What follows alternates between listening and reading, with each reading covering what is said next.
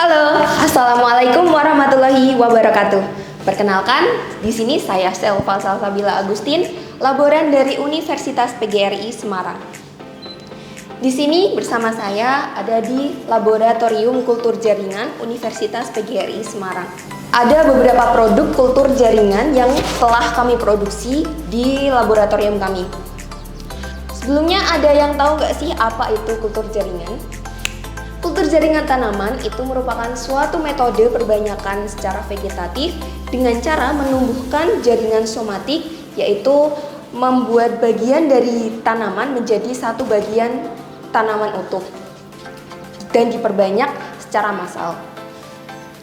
Keunggulan dari kultur jaringan itu sendiri yaitu yang pertama, kita tidak perlu memerlukan tempat yang luas, hanya cukup menyediakan laboratorium yang steril dan aseptis. Kemudian hasil bibit yang kita hasilkan itu juga merupakan hasil yang bibit berkualitas dan terjamin mutunya. Kemudian bibit yang kita hasilkan juga dapat true to type atau sesuai dengan genetik induk yang kita gunakan. Keunggulan-keunggulan lainnya itu kita bisa menyediakan bibit dalam jumlah yang besar dengan waktu yang singkat. Dan juga bibit yang kita hasilkan itu pada umumnya memiliki keseragaman atau kecepatan tumbuh yang lebih cepat, relatif lebih cepat dibandingkan dengan ketika kita menggunakan perbanyakan secara konvensional. Ini merupakan salah satu produk yang telah kami perbanyak, yaitu produk tanaman pisang. Di sini ada beberapa produk tanaman pisang yang telah kita perbanyak. Salah satunya ada pisang mulia, terus juga ada pisang barangan. Ada beberapa tahapan yang harus kita lalui. Yang pertama itu ada tahapan pemilihan eksplan, yang mana tahapan pemilihan eksplan ini kita lakukan di lahan dengan memilih tanaman induk sumber eksplan yang terjamin dan terbebas dari patogen. Dan sebelumnya kita harus memastikan dulu bahwa tanaman induk yang kita gunakan itu memang benar-benar sehat dan terjamin kualitasnya. Kemudian setelah kita mendapatkan eksplan tersebut, kita akan melakukan sterilisasi eksplan. Sterilisasinya itu biasa ada 2 tahapan, yaitu sterilisasi di luar ruangan dengan menggunakan bahan sterilan, kemudian dilakukan sterilisasi di dalam laminar airflow dengan menggunakan beberapa bahan sterilan seperti Biclean maupun H2O atau dan sebagainya. Kemudian tahapan yang selanjutnya itu kita membuat pembuatan media, yang mana pembuatan media ini sangat diperlukan dalam keberhasilan proses kultur jaringan. Pembuatan media ini diharapkan dapat mengganti media tanam yang biasa ada di lahan konvensional, yaitu seperti tersedianya unsur-unsur hara seperti unsur hara makro, unsur hara mikro, mineral, kemudian vitamin, hormon, dan lain sebagainya yang dapat menunjang keberhasilan kultur jaringan itu sendiri. Kemudian yang selanjutnya itu ada sterilisasi alat dan sterilisasi bahan. Sterilisasi tersebut biasa kami lakukan dengan menggunakan autoclave dan dipastikan bahwa alat dan bahan yang akan kita gunakan itu benar-benar dalam keadaan bersih dan steril sehingga siap untuk digunakan. Tahapan selanjutnya yaitu proses inisiasi. Proses inisiasi eksplan itu sendiri dimulai dengan melakukan penanaman dari eksplan yang telah kita lakukan sterilisasi tadi, kemudian ditanam pada media, ditanam pada media yang telah kita buat tadi.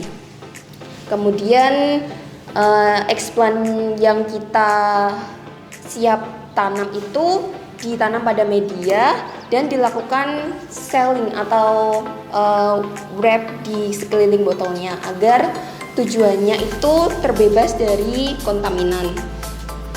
Nah, ini merupakan tahapan-tahapan dari kultur jaringan pisang, tanaman pisang. Yang pertama, kita melakukan inisiasi. Nah, ketika melakukan inisiasi itu hasilnya akan seperti ini. Dari sebuah bonggol tanaman pisang akan menghasilkan explant yang sekecil ini. Jadi sekitar 2-3 cm. Kemudian dia akan berkembang dan tumbuh menjadi seperti ini. Ini akan membengkak dan menjadi beberapa tunas, menghasilkan beberapa tunas dan terus berkembang biak seiring berjalannya waktu dan pergantian media yang dilakukan secara berkala, maka akan menjadi seperti ini. Nah, ini mulai memasuki ke tahapan multiplikasi. Dan ketika sudah seperti ini, maka siap untuk diperbanyak, dipotong-potong sesuai dengan apa yang kita harapkan. Ini setelah dipotong-potong, maka dia akan memunculkan beberapa tunas yang lebih banyak di sekeliling tubuhnya, di sekeliling permukaannya. Nah, itu juga nanti harus dipotong kembali. Kemudian setelah dipotong-potong lagi, mereka akan menjadi lebih banyak kembali, lebih banyak menghasilkan tunas. Nah, itu juga harus dipotong-potong lagi sampai memenuhi target jumlah yang kita harapkan. Nah, setelah itu akan membesar seperti ini. Ini sudah masuk ke media perakaran. Ini untuk menstimulasi akar yang muncul pada tanaman, maka harus ditambahkan hormon yang dapat menstimulasi tumbuhnya akar, batang, dan daun sehingga menjadi satu tanaman sempurna. Nah, ketika sudah menjadi satu tanaman sempurna, maka harus dipisahkan dari satu tanaman dan dengan satu tanaman lain sehingga akan menjadi seperti ini. Nah, ketika sudah menjadi seperti ini, maka siap untuk diaklimatisasi. Bahwa semua tanaman yang sudah siap aklimatisasi itu terdiri dari akar, batang, dan daun. Nah, ini merupakan ciri-ciri bahwa tanaman itu sudah siap aklim.